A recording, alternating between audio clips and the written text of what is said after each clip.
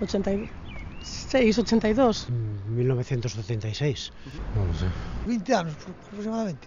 Desde o ano 86. Pues yo sé que fue por los 80, pero exactamente el año 86 o por ahí creo que fue. En el 86. 79. Non tengo ni idea. 86, pode ser. Hombre, excelente. Excelente. Pues porque nos crea un espacio de social y político y económico a nivel continental. Siempre es positivo. Fue bueno. A priori ahora mismo parece que malo, pero nunca se sabe. Absolutamente positivo. Sí, por supuesto que ha sido bueno. Eu considero que foi bo. Cuanto más mejor. Hombre, sí, sobre todo en los salarios. Yo creo que habría que ir a más. Problema, hombre, que hubo que sacrificarse. Por exemplo, Galicia sacrificou moito no naval e nas cotas leiteiras e en aspectos de agricultura. Sí, claro, por regiones hay un montón de problemas. Ese puede ser uno.